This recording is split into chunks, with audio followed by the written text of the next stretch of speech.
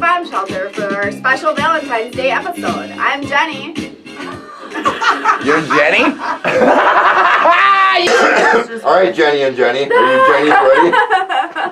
It's the Jenny and Jenny show. Oh my God. I wouldn't have caught it if you didn't start laughing. Focus, energy. Ready?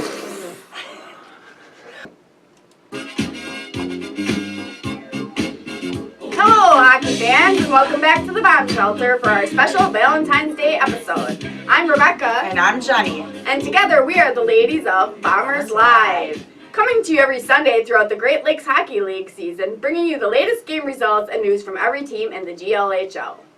Today's show is brought to you by the Pizza Station in Jackson.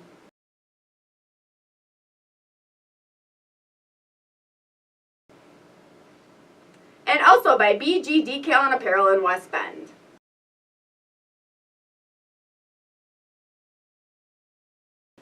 Special thanks as always to our league contacts Cordy Bordeaux from Marquette and Michael Holnagel from Eagle River for getting us the score sheet so we can report to you on all the great games over the weekend.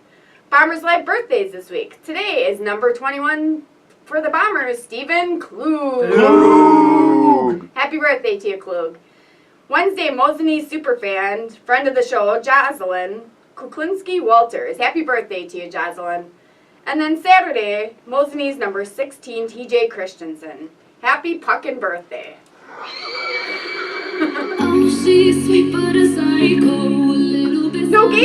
No Bombers action this weekend, so here's a look around the rest of the Great Lakes Hockey League for you. On Friday night, we had an exhibition game, Fond du Lac Bears versus the Eagle Rivers up in Eagle River.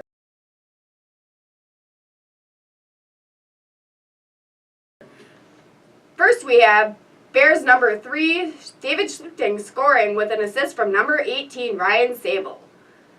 Second goal is the Falcons' number 8, Blake Miller, assisted by number 7, Lucas Otto, and number 21, Alex Hausworth, tying it up 1-1 after the first period. Second period, Falcons, number 21, Alex Hausworth, assisted by number 22, Jake Robinson, and number 7, Lucas Otto. Another goal by the Falcons, number 20, Austin Ramish, unassisted. And then Bears, number 12, Alec Thiessen, assisted by number 6, Niles Owen. Leaving us with 3-2 Falcons lead after the second period. Third period, again, Falcons, number 8, Blake Miller, second goal, assisted by Alex Hausworth, number 21, and number 22, Jake Robinson. Falcons are on fire. No Mike Otto. No? Just wait. Then another goal by the Falcons. Number 16, Dustin Madlung, unassisted.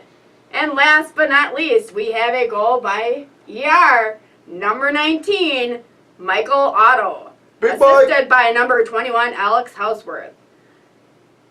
That leads us to the end of the game. 6-2, Falcons winning.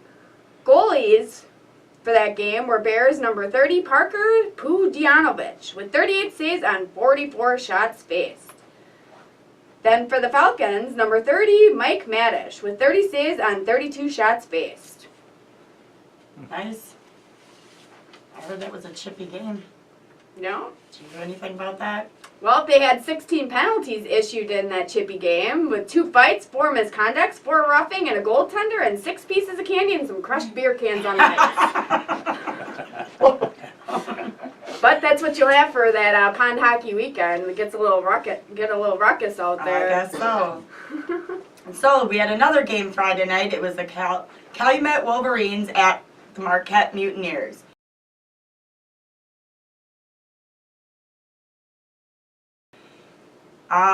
In the first period, Marquette started out scoring with Rick Temple, number 22, with assist from number 10, Ben Wheeler, and 27, Ben Hughes.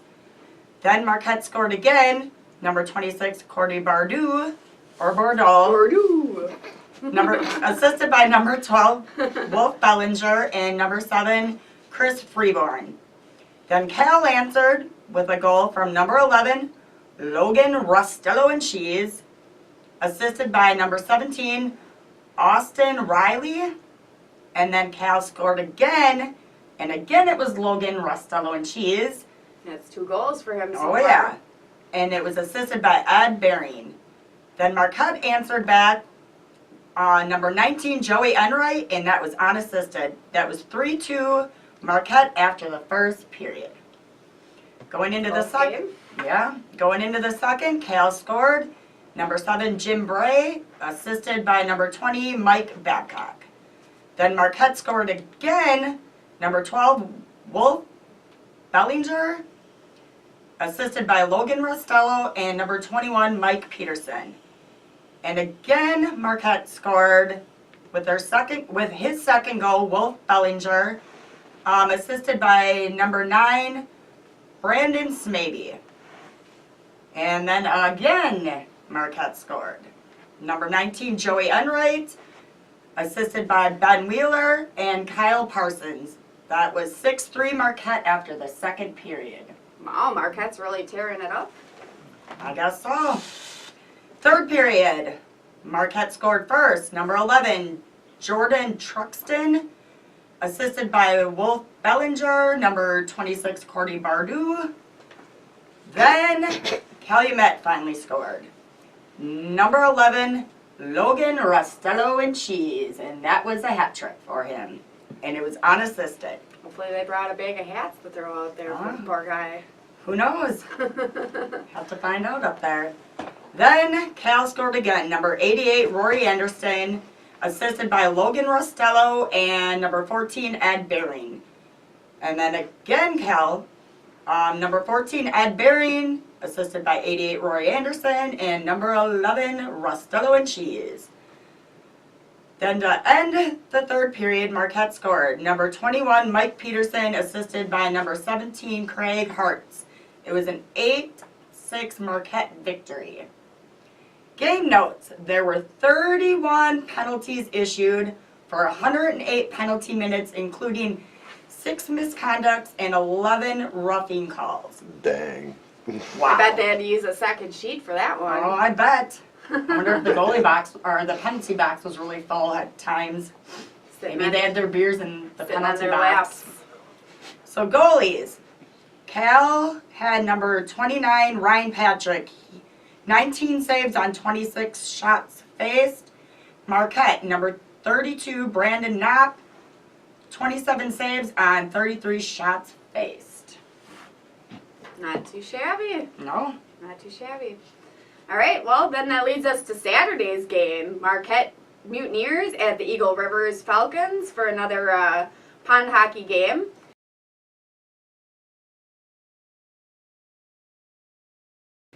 First period, we have Marquette number 25, Nico Bellinger scoring with number 8, Justin Kane, and number 19, Joy Enright with assists.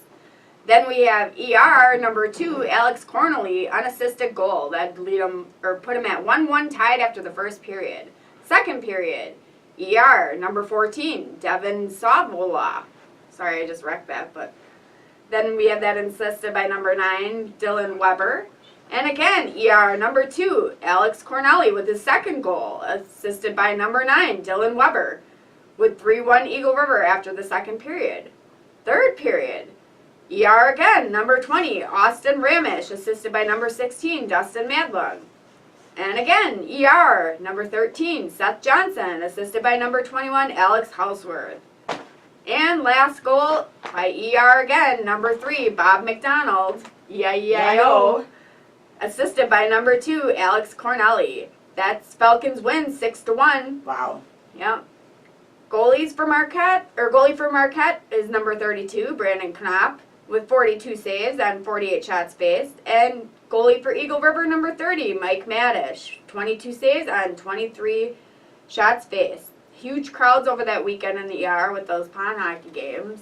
I bet. That's always an interesting weekend up there. So that's our look at the matchups from the Great Lakes Hockey League this weekend.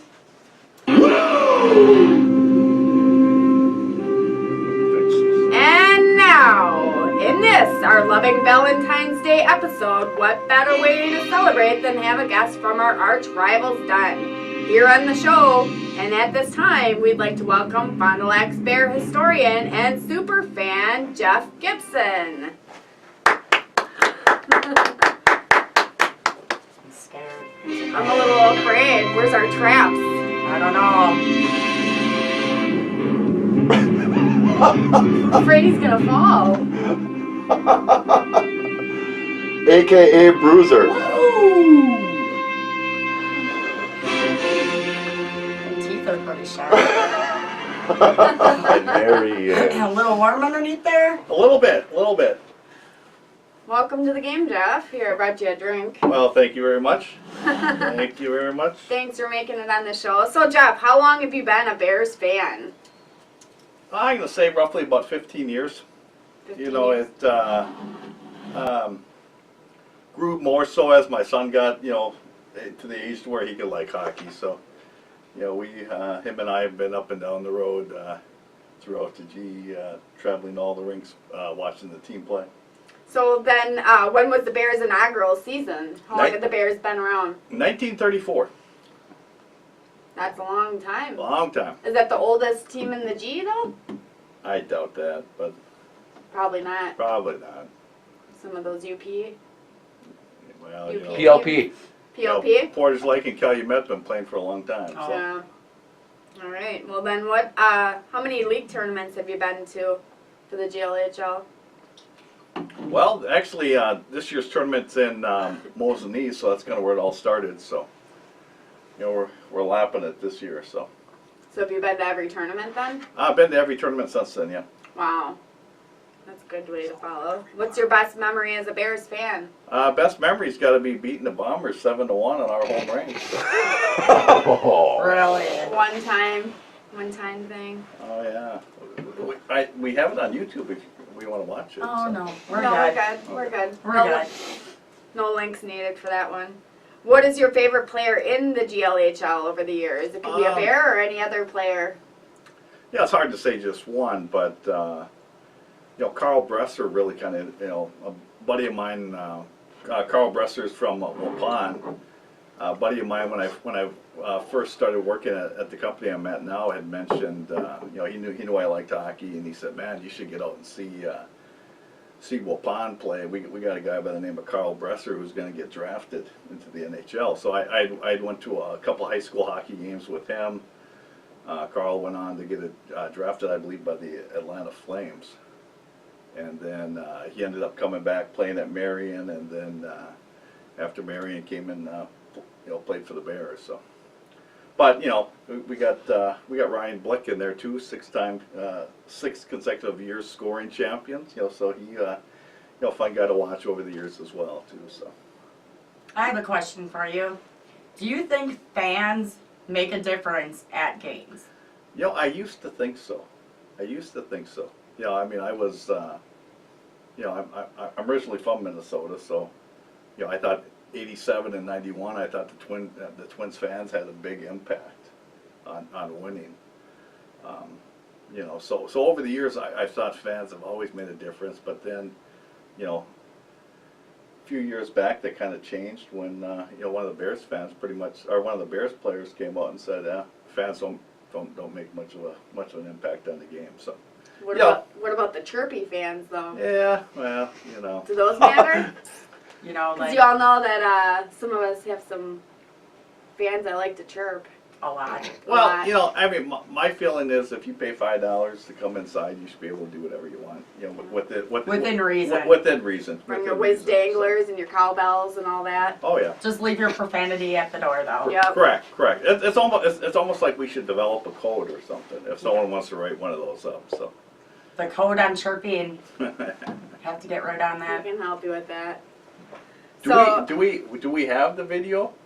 Because I don't know for certain if Robbie actually says that fans don't make a difference. Don't make a difference. But that's kind of what was implied. I guess it just varies player to player because I know some of them you can tell that it affects them, especially some of those goalies.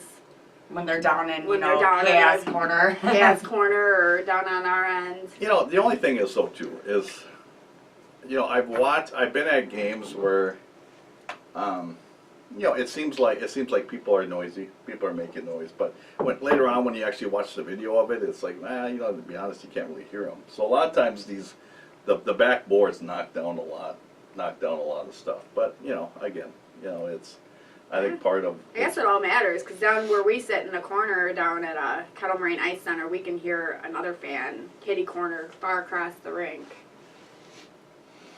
T-Roy? giving some love. T-Roy. T-Roy?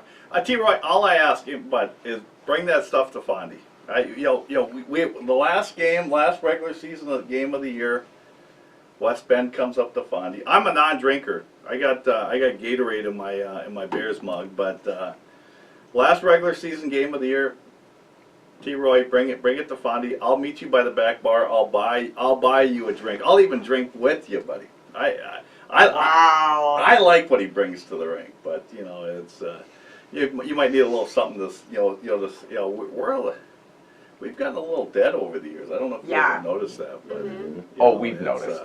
Looks like a mom's club or something on your side of the Yeah, well, fan section.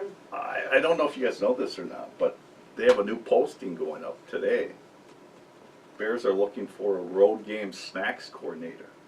Snacks. Yeah, with this, the road record this year is just atrocious, atrocious. And I think they're thinking, a little pre-game, in-game, and post-game snack might. Like finger sandwiches or what? Fingers, apples. Swedish fish. Swedish fish? Yeah, Fruit something. snacks, granola bars, Yeah, something. juice boxes. They're losing a lot of close games on the road, and it's. It's been tough. Maybe it's an energy thing, and. Peanut butter and jelly with the crust cut off. Something. Yeah. So Why don't you apply for that job? Yeah. I'm a below the radars kind of person. Okay. There's got to be tens of Bears fans right now watching this show saying, "Who the hell's this guy?" But if Someone we like to rib with. you think about it, you probably know me from four different reasons. I don't know if you guys remember this, but Brett Favre played for the Minnesota Vikings a year or two there. And I showed up at all the Bears games with Viking and Favre gear on. So, people may know me from that. And then there was one occasion where it had to be a good 1,500 people in the rink. We were playing De Pere, which I think at the time was they were Green Bay. And it was just a dead. For the amount of people, how dead it was. And Bears ended up losing a close game. I got home and ripped the fans on social media. Probably not the best thing to do. No. So and then the year the tournament was in Appleton. Bears needed to win their last two games. We were playing at Vernon Hills and then at Madison. We're going to need to win both of those games to get the one seed. And we ended up losing in Vernon Hills like 8-4, 8-5, something like that. And when the score was posted on the page, someone said, "Well, crap, who was playing goalie?" And I said, from looking at the score sheet, I thought Tim played. And then I happened to reference, Timmy Schrader at the time. I happened to reference. I said, yeah. I said sometimes when he plays, he reminds me of Timmy from South Park. Oh boy. So again, I'm not known for a lot of great things. But then the last thing I'm probably known for is I won a lot of the trivia contests at the Bears host, and actually now I'm discontinued from I heard about these. that. But if anybody wants to get in on this in the future, you see something posted, just get a hold of me and I'll give you the answer, and we can share. I see your name tagged quite often in some of those trivia questions. So none of those things are probably famous, good things for me to know, but that's probably where they know me. There's probably more Bombers fans watching this show thinking, yeah, I think I know who that guy is. But, Better Gibby. Better to know things than be clueless. So, can you tell us anything that you really think stands out about the history of the league of the GLHL? Well, it's one thing is it's always competitive, and with the tournament, there's so many years where you sit and think early on, oh man, this team's gonna win or that team's gonna win, and it's like, you get to the tournament and there's always something crazy that goes down. Yeah. But it's I've learned over the years to not so much look at it. Hey, we beat this team 8-3 at home. We'll beat them again. But look at the rosters because a lot of times you know teams aren't traveling or Yeah. you know Yeah. That's depending upon which goalie's playing or whatnot. struggle So for it's, some teams. Well, here's one for you that maybe you do or don't know, but did you know that the GLHL was formerly called the Badger State Hockey League? Oh sure. Yep. He knows everything. I know. I was just trying to. I'm like the Cliff Clavin, you know.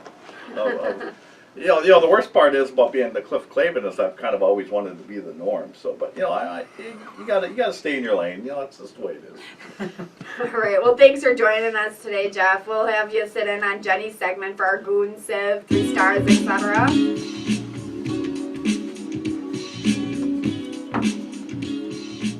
All right, ladies and gentlemen, I'm bringing you Doc's normal segment with Goon, Sieve, standings, and all this and that. We are going to get into Sieve Central, and the Sieve of the week is Brandon Knopp of Marquette. He had 12 biscuits let in this week. Some Swiss cheese right Yeah, there. I guess so. And we'll do Goon of the week right away. And the Goon of the week is... We're really quiet compared to the guys. Wow. Number 7, Jim Bray of Calumet. 3 roughing penalties, 1 holding penalty, 1 slashing, and 1 game misconduct. To round that out with 20 minutes. Oh, Wow. that's an angry fella. I guess so. So we'll get into the 3 stars of the week. Excuse me.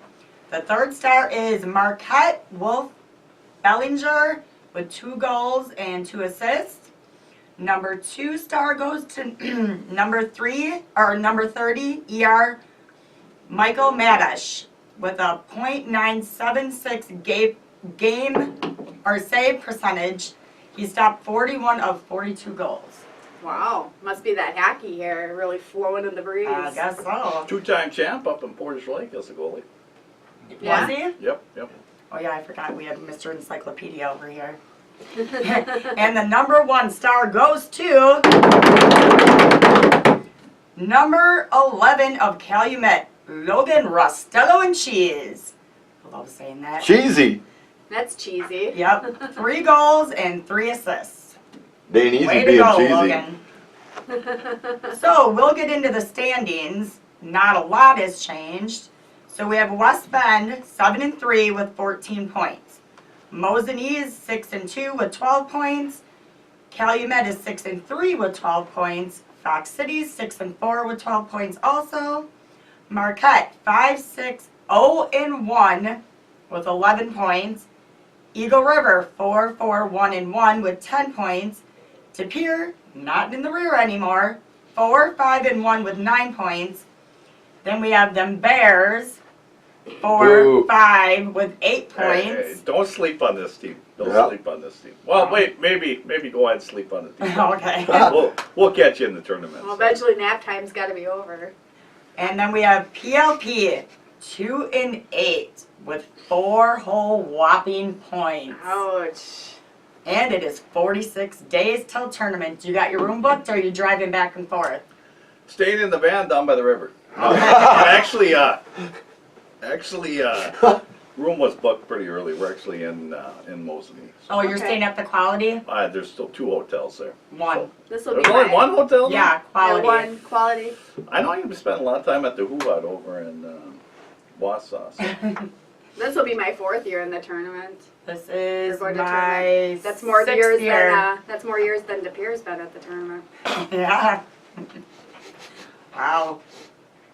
Not this year though, right? So, we have next game's week, or next week's game. That's a tongue twister. Yeah. Friday, we have West Bend at Calumet, Eagle River at Portage Lake, and Fondy at De Pere. And the Fondy De Pere game does not count. Saturday, we have West Bend at Portage Lake, Calumet at Fox Cities, and De Pere at Fondy. And the De Pere Fondy game does not count either. Hopefully next year we won't have as many exhibition games. Yeah. with- How many days till tournament? with I Monroe told you, dropping 46 days till 46. tournament. 4-6, Yay. buddy. So So that's all we have for our Ladies Takeover Valentine special. The Bombers are on the road next weekend for their 2-game UP trip versus Calumet on Friday and Portage Lake on Saturday. And the Bombers Live boys are riding up in the bus with the Bomber boys, so they'll be there as well.